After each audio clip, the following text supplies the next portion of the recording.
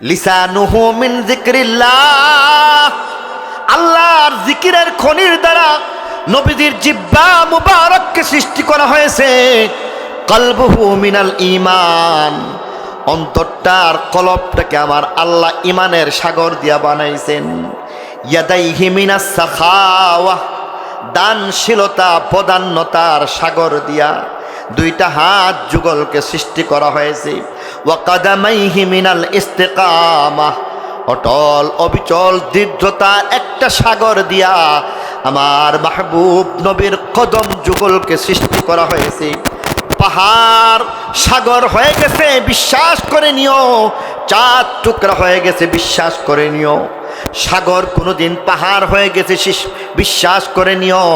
কিন্তু আমার নবীর ইস্তেকামত, আমার নবীর কদম তো এত মজবুত, সারা পৃথিবীর মানুষ দুশ্মনী করলো, তার ইমান থেকে বিচ্যুত করতে পারলো না। টাকার কথা বলল, অফার দিল, ধন সম্পদ রাজত্বের অফার দিল, ইমান থেকে বিচ্যুত করতে পারলো না। বরং নবী বলেন, শুনো শুনো, আমার একটা হাতে সূর্য দিতে পারো, আরেকটা হাতে চন্দ্র দিতে পারো, কিন্তু যেই ইমানের দাওয়াত কালিমা নিয়ে আমি হাজির হয়েছি তার থেকে একটা চুল পরিমাণ নড়তে পারি না। সুবহানাল্লাহ। সকালে নাস্তার পরে অনি কইলেবেন, আর একটু জোরে কোন আওয়াজ দিয়া বলেন, আরো আওয়াজ দিয়া বলেন সুবহানাল্লাহ, বলেন আলহামদুলিল্লাহ। আল্লাহর নাম নিতে কোনো সমস্যা আছে? আকাশ বাতাস প্রকম্পিত করে আরো একবার বলতে হবে আল্লাহু আকবার। এই গুণ আদম নবীর মধ্যে নাই, নূহ নবীর মধ্যে নাই, মুসা নবীর মধ্যে নাই। এই গুণ আমার নবীর মধ্যে অন্য কারো মধ্যে এত গুণ দিয়ে আল্লাহ বানাইছেন না। সুবহানাল্লাহ। আল্লাহ চারবার কসম খায়া বলতেছেন নবী সবচাইতে সুন্দর। কেমন? কবি ইকবাল বলেন, কবি ইকবাল এক পর্যায়ে ঘোষণা দিয়া বলতে শুরু করলেন, রুখে মুস্তফা হে ও আয়না, রুখে মুস্তফা হে ও আয়না, कि अब ऐसा दूसरा आयना न हमारे बज़्मो ख्याल में न दुक्काने आयना साज में। আমার আল্লাহ বলেন, শুনো, আমার নবীকে এত সুন্দর করে বানাইছি, দুনিয়াতে পাইবা না, কবরে পাইবা না, হাসরে পাইবা না, আখিরাতে পাইবা না, জান্নাতে পাইবা না। এমনকি আমি আল্লাহর ইলম মোতাবেক আলিমুল গায়েব আমি আল্লাহ ঘোষণা দিয়ে বললাম, আমার কুদরতি ভান্ডারের মধ্যে মুহাম্মদ রসুল সাল্লাল্লাহু আলাইহি ওয়াসাল্লামের মতো এত সুন্দর, এত গুণময়, এত প্রেমময়, এত আলোকময়, এত জ্যোতির্ময় পৃথিবীতে দুনিয়া আখিরাতে কোথাও পাইবা না। আমি আল্লাহর খাজানার মধ্যে নাই। আল্লাহর খাজানাতে নাই, তাহলে আমাদের কাছে আছে। কি বলেন? দুনিয়াতে পাইবেন? পাওয়া সম্ভব? উত্তরটা দিবেন তো। জান্নাত কি আমার নবীর চাইতে সুন্দর হইতে পারে? জান্নাত জাহান্নাম যা কিছু আছে সব কিছু আমার নবীর তাবে, ঠিক কিনা বলেন? যতক্ষণ পর্যন্ত জান্নাতের দরজা খুলে দিবে না, কেউ জান্নাতে যাইতে পারবে না। এই জান্নাতের চাবিকাঠি কার হাতে থাকবে? আমার নবীর হাতে থাকবে, ঠিক কিনা বলেন? সেই মাহবুব নবীর সোহবতে যারা আসছে তারা ধন্য হয়ে গেছে। নবীর সোহবতে আবু বকর রাখাল সিদ্দিক হয়ে আকাশের মধ্যে চমকাইতেছে। নবীর সোহবতের মধ্যে আসছে, এক সময় তার ঈমান ছিল না, এক সময় সেই মানুষটা আরবের মধ্যে সবচাইতে বড় ত্রাসের রাজত্ব কায়েম করেছিল। নবীর সঙ্গ পাইছে, প্রথমে কালিমা পড়ে মুসলমান হয়ে গেছে।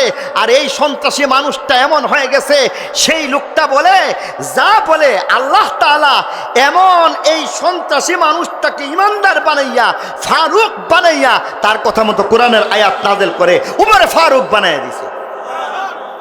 ঈমান ছিল হযরত উমরে ফারুকের রাদিয়াল্লাহু আনহু। ওনার সামনে দাঁড়াইবার মতো ক্ষমতা কারো ছিল?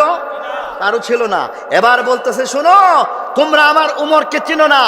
লাউ কানা বাদি নাবিয়্যুন লাকানা উমর, আমার পরে যদি একটা মানুষ নবী হইতে পারে, একটা মানুষ নবী হওয়ার যদি সুযোগ থাকতো, নবীর সুহবতে কালিমা পড়ে ইমানদার হওয়ার কারণে তার মর্যাদা এত বাড়ছে, বলেন যে এই লোকটা উমর, সে নবী হয়ে যাইত। আমার নবীর সোহবতে ধন্য হইয়া এক সময় আসছে ওসমান জিন্নুরাইন হয়ে গেছে, নবীর সোহবতে আসছে হযরত আলী সাধারণ এক কিশোর আর বালক, হযরত আলী আল্লাহ নবী ফরমান আনা মদিনা, তাদের সোহবত কত দামি হয়ে গেছে। আউলিয়া কেরামের সোহবত যারা পাইছে তারাও আল্লাহর ওলি হয়ে গেছে। আউলিয়া কেরামের সোহবত কেমন? আরে শুনে রাখো আল্লাহর বান্দা বান্দি, শুনো, সামান্য মাটির মধ্যে যদি গোলাপের একটা পাপড়ি পড়ার কারণে খুশবু চলে আসতে পারে, আল্লাহওয়ালাদের নেক নজরের দ্বারা মানুষ তো মানুষ বটে, বরং এক সময় দেখা যায় কুত্তা পর্যন্ত মানুষ হয়ে গেছে। বলি সুবহানাল্লাহ। আল্লাহর ওলির সোহবত পাইয়া কুত্তা মানুষ হয়ে যায়, এটা আশ্চর্যের কোনো বিষয় না। মাটির মধ্যে যদি গোলাপের পাপড়ির কারণে খুশবু ছড়ায়, শেখ সাদি বলেন গিলে খুশবু এদের হাম্মামে রোজে রসিদ দস্তে মাহবুবে বদস্তম বদু গুফতম কে মিশকিয়া আবিরি কে আজ बोए दिलावेजे तुमस्तम के आज बोए दिलावेजे तुमस्तम बगुफ्ता मन गिले ना चीज बूदम वलेकिन मुद्दते बागुल नशस्तम वलाकिन मुद्दते बागुल नशस्तम जमाले हम नशी दरमन असर कर वगर नामन हुमा खाकम के हस्तम वगर नामन हुमा खाकम के हस्तम।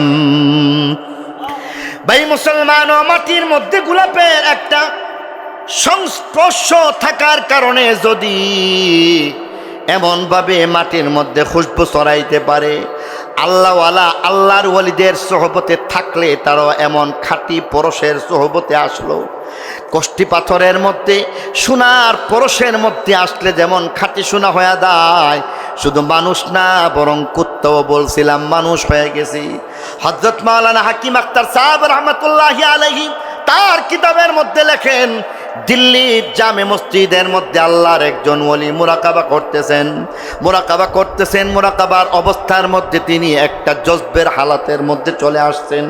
আল্লাহর ওলিদের একটা অবস্থা চলে আসে, সেই অবস্থার মধ্যে যখন চলে আসলেন তার দৃষ্টিটা এক পর্যায়ে নূরানি হয়ে গেল। মনে মনে চিন্তা করেন, এবার এই দৃষ্টিটা যার দিকে পড়বে তার জন্য লাভ হয়ে যাইবে, মানুষ হইলে মানুষ সোনার মানুষ হয়ে যাইবে, আর অন্য কোনো প্রাণীর মধ্যে পড়লো এটা বৃথা যাইতে পারে না। আল্লাহর ওলি মনে মনে চিন্তা করতেছেন, আর অনেক চিন্তা করতেছেন, কেবলামুখী হয়ে বসছেন, চক্ষু দুইটা বন্ধ রাখলেন, আর মনে মনে চিন্তা করতেছেন এবার তো কোনো একজন মানুষের দিকে দৃষ্টিটা দিয়া দেওয়া দরকার। সামনের দিকে দেওয়ালের মধ্যে যদি আমার দৃষ্টি যায়, দৃষ্টিটা একেবারে বিফল চলে গেল। অতএব তিনি আস্তে করে ঘুরতে শুরু করলেন, দিল্লির জামে মসজিদের মধ্যে ঘুরতে শুরু করলেন। প্রথমে ছিলেন কেবলামুখী, পশ্চিমমুখী হয়ে বসলেন, এবার তিনি আস্তে করে ঘুরে পূর্বমুখী হয়ে বসলেন। পূর্বমুখী হইয়া বসার পরে মনে মনে চিন্তা করতেছেন, এবার আল্লাহর উপর ভরসা করে দৃষ্টিটা খুলব, আল্লাহর কোন বন্দার উপরে দৃষ্টিটা পড়লে সে হয়ে যাইবে আল্লাহর ওলি। মনে মনে চিন্তা করলেন, এবার অপেক্ষা করলেন আর অপেক্ষা করলেন, দেখি সেই সৌভাগ্যবান ব্যক্তিটাকে। এবার যখন ঘুরে তাকাইলেন, আল্লাহর কেরেশমা, আল্লাহর লীলা খেলা পূজা বড় দায়। হঠাৎ করে এই দৃষ্টিটা গিয়া পড়ছে জঙ্গলের একটা কুকুরের উপর। মানুষের উপরে না কুত্তার উপরে? ও কুত্তার উপরে গিয়া পড়ছে। হায় হায়, এই দৃষ্টি কি বিফল চলে গেল, কুকুরের উপরে গিয়া পড়লো। মানুষের উপরে যদি পড়তো তাহলে আল্লাহর ওলি হয়ে যাইতো। এখন কুত্তার দিকে যখন দৃষ্টিটা গেছে, এখন তার অবস্থাটা কেমন? আল্লাহর কেরিশমা বোঝা বড় দায়, বোঝা সম্ভব না। এবার আল্লাহ তাআলা এই দৃষ্টিটাকে বিফল ফালান নাই। বলা হয় কুত্তার খাচ্ছত, এক মহল্লার কুত্তা আরেক মহল্লাত গেলে সেই মহল্লার কুত্তা সবাইরে দাওয়াত করে আনে, বলে আপনি আইছেন, নারায়ে তাকবীর, আল্লাহু আকবার, এটা করে না দৌড়ায়। আরো জোরে বলতে হবে। এক মহল্লা থেকে আরেক মহল্লার মধ্যে কুত্তা যাইতে পারে না, তার নির্দিষ্ট একটা এরিয়া আছে। এক মহল্লার কুত্তা আরেক মহল্লার মধ্যে চলে গেলে সকল কুকুর মিলে এটাকে যেমন দৌড়ায়, এটাই হইল কুকুরের ধর্ম। ঠিক কিনা জোরে বলেন? ভাই মুসলমানও, যেই কুত্তার মধ্যে আল্লাহর ওলির নেক দৃষ্টিটা পড়ে গেছে তার ব্যাপারে কিতাবের মধ্যে আসছে। কিতাব খুলে দেখেন, হযরত মাওলানা হাকিম আখতার সাহেব ওনার লিখিত কিতাবের মধ্যে আছে, যেখানের মধ্যে বলা হয়েছে এই কুত্তার মধ্যে আল্লাহ এমন একটা বরকত নাযিল করেছেন। এই কুত্তাটা যখন কোনো মহল্লার মধ্যে যাইতো, যাওয়ার পরে দেখতো সেই মহল্লার সকল কুকুর তাকে আসছে আগাইয়া নেওয়ার জন্য। এই কুকুরটা সামনের দিকে চলতো আর দল বেঁধে বাকি কুকুরগুলি তার পিছনে পিছনে চলতে শুরু করত। কোনো একটা জায়গার মধ্যে কুকুরটা গিয়া বসে যাইত। কুকুরটা বসে যাওয়ার পরে দেখা গেছে বাকি পুরা মহল্লার কুকুরগুলি, আমরা মানুষ যেমনভাবে ওয়াজ নসিহতের জন্য বসে যাই এমনভাবে বসে যাইত। আর সেই কুকুরটা দুইটা পাকে সামনের দিকে দেয়া দিত, জিহ্বাটা কেমন করে ছড়ায় দিত, আর আ আ বলে কি যেন বলতো।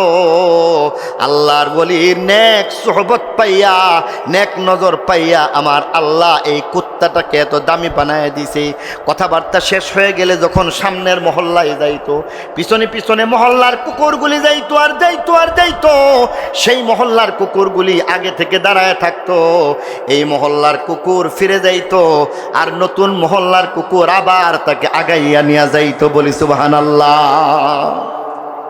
আল্লাহওয়ালাদের নেক নজরের দ্বারা লাভ না লস? এই কারণে বলতেছে ইয়া আইয়ুহাল